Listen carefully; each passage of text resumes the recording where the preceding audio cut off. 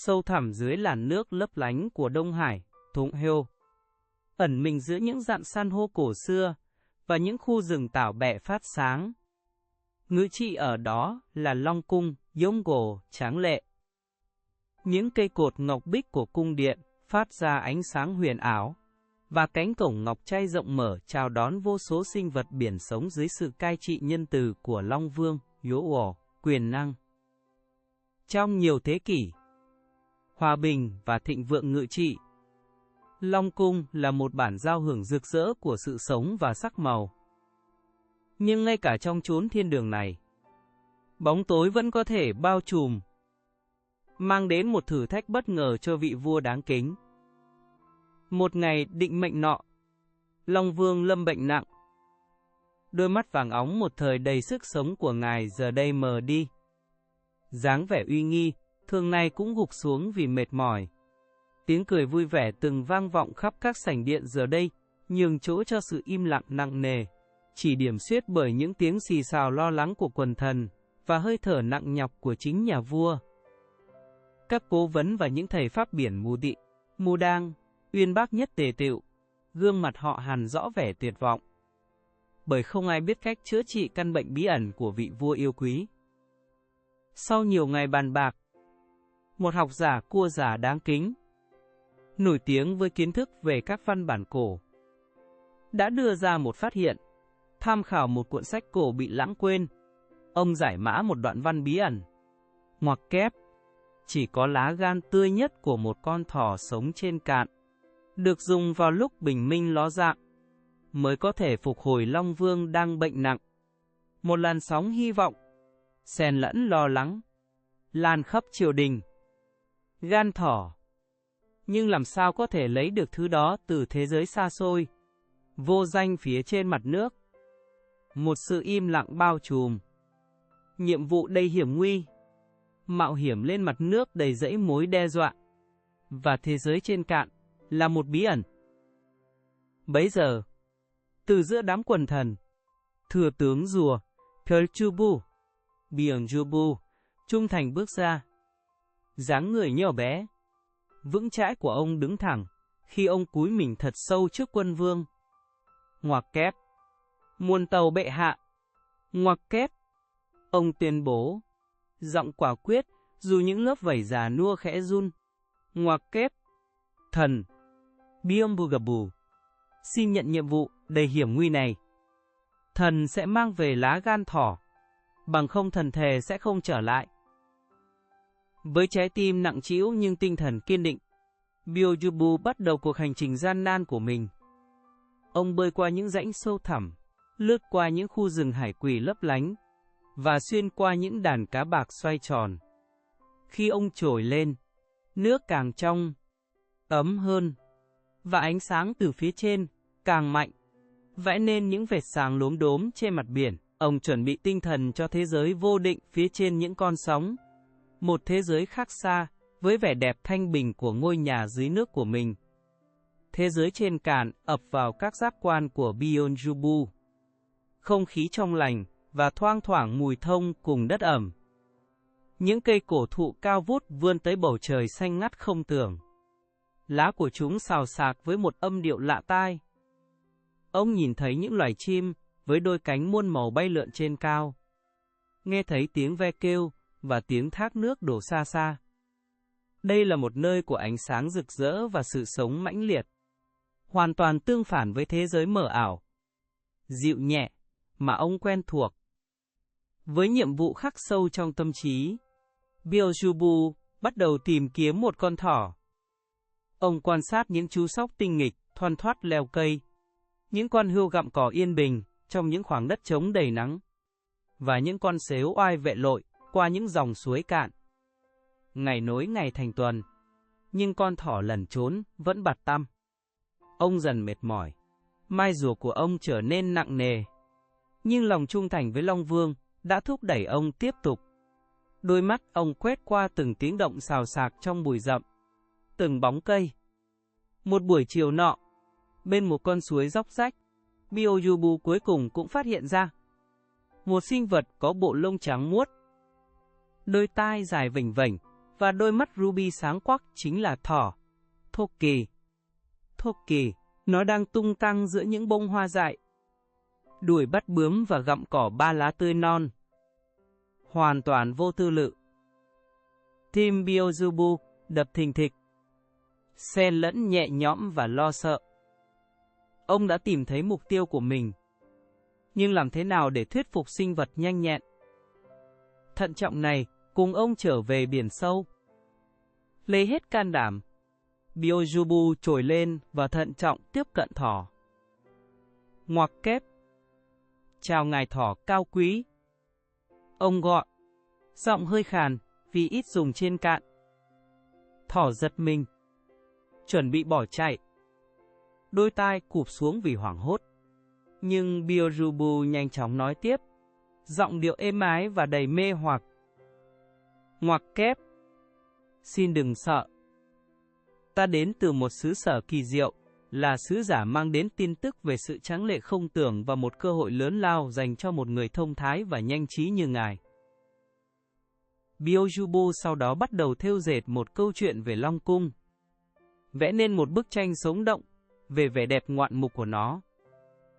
Ông miêu tả những ngọn núi đá quý, những dòng sông vàng ròng, và những cây cho quả trường sinh bất lão. Ông nói về mong muốn của Long Vương, về một cố vấn thông thái và lanh lợi từ đất liền. Ngụ ý rằng, vị trí đó sẽ mang lại vinh dự, của cải và quyền lực vô tận. Thỏ lắng nghe. Nỗi sợ hãi ban đầu dần được thay thế bằng sự mê hoặc mở to mắt, và một khao khát đang trỗi dậy. Thỏ, dù xảo quyệt, cũng dễ bị mê hoặc bởi những lời tâng bốc và lời hứa về một cuộc sống vĩ đại hơn. Nó hình dung mình đang ngồi bên cạnh Long Vương quyền năng, đưa ra lời khuyên, thưởng thức những bữa tiệc bất tận, và sống một cuộc đời xa hoa, vượt xa mọi thứ mà rừng xanh có thể mang lại. Niềm vui đơn giản của việc đuổi bướm và gặm cỏ ba lá bỗng trở nên tẻ nhạt và vô nghĩa. Sự cám dỗ của quyền lực và sự bất tử bắt đầu che mờ sự thận trọng tự nhiên của nó. Cuối cùng, không thể cưỡng lại những viễn cảnh chói lọi, thỏ đã đưa ra quyết định. Ngoặc kép. Ôi, thừa tướng rùa đáng kính. Ngoặc kép. Nó reo lên, giọng tràn đầy nhiệt huyết mới. Ngoặc kép, ta sẽ cùng ngài đến Long Cung tráng lệ này. Xin hãy dẫn đường. Ta sẵn sàng đón nhận vận mệnh vĩ đại này. Trái tim Beelzebub tràn ngập sự đắc thắng. Nhiệm vụ khó khăn và nguy hiểm của ông cuối cùng đã nằm trong tầm tay. Ông đã lừa được con thỏ xảo quyệt. Với thỏ an toàn đậu trên mai rùa vững chãi, Beelzebub lặn trở lại biển. Thỏ há hốc miệng kinh ngạc khi thế giới trên cao mờ dần, thay thế bằng những dải ánh sáng và màu sắc xoáy tròn. Những đàn cá lướt qua họ. Những khu vườn san hô mở ra, như những cảnh quan ngoài hành tinh, và những sinh vật phát quang sinh học nhấp nháy trong ánh hoàng hôn sâu thẳm.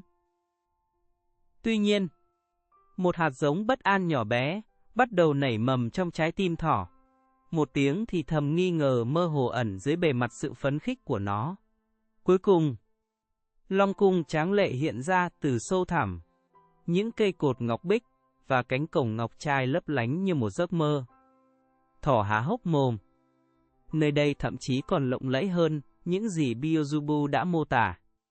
Nhưng khi họ bước vào đại điện nguy nga, một nhận thức lạnh người ập đến với nó. Nó thấy Long Vương đang bệnh nặng, bao quanh bởi những thị vệ ủ rũ, và những ánh mắt đầy hy vọng, gần như săn mồi của các sinh vật biển, đổ dồn thẳng vào nó. Không khí đặc quánh sự mong chờ, chứ không phải sự chào đón. Long Vương dồn hết sức lực, cất giọng yếu ớt, nhưng rõ ràng. Ngoặc kép. Chào mừng, chú thỏ bé nhỏ. Chúng ta đã chờ đợi sự xuất hiện của ngươi từ lâu. Bởi chỉ có lá gan của một con thỏ sống trên cạn mới có thể chữa khỏi căn bệnh hiểm nghèo của ta. Những lời nói lơ lửng trong không gian tĩnh lặng, như một mũi tên tẩm độc. Máu thỏ lạnh buốt. Mục đích thực sự của chuyến đi, sự phản bội của Beelzebub, ập đến với nó bằng một lực mạnh mẽ choáng ngợp.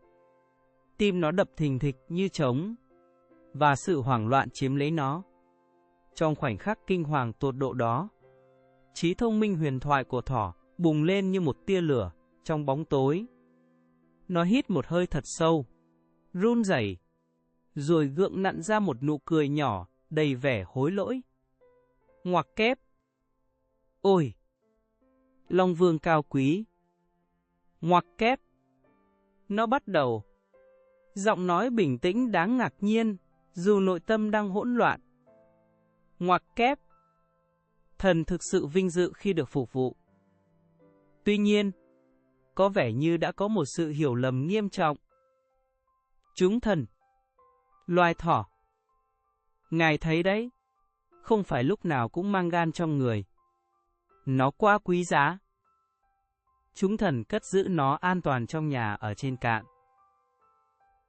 Long Vương, suy yếu vì bệnh tật, và khao khát một phương thuốc. Lắng nghe chăm chú.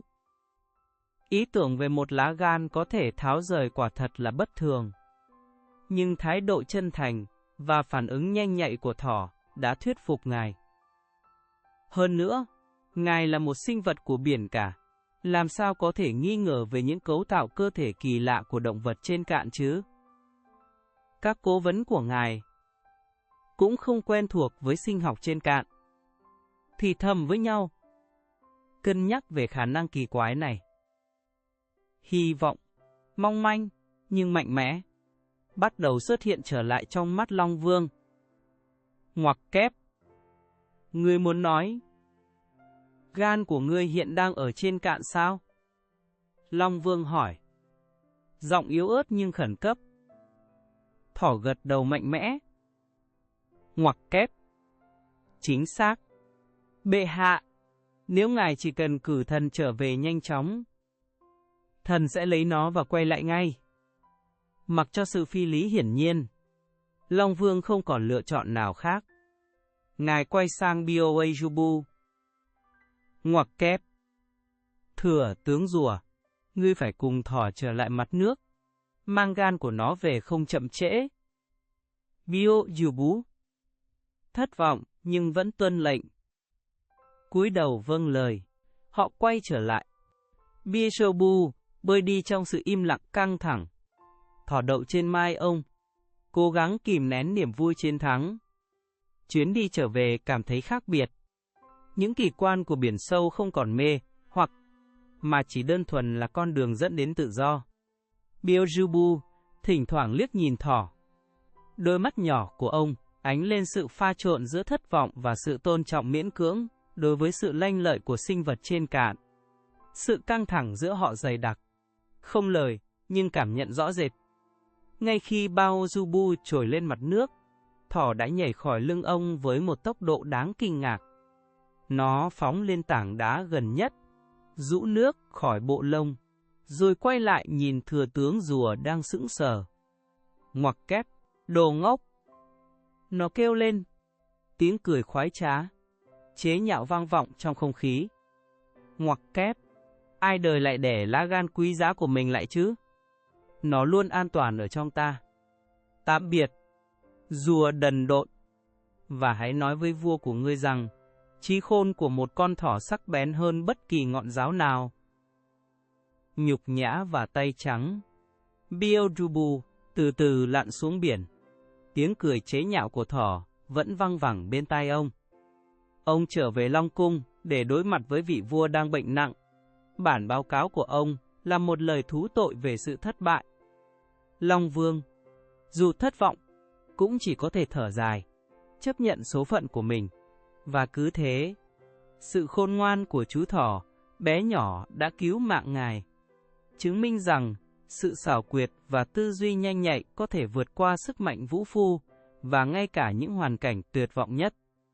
Và thế là kết thúc câu chuyện về Long Vương và thỏ thông minh. Một bài học vượt thời gian từ kho tàng văn hóa dân gian Triều Tiên. Nó dạy chúng ta rằng sức mạnh thực sự thường không nằm ở quyền lực hay địa vị, mà ở trí thông minh và một bộ óc nhanh nhạy, sắc sảo.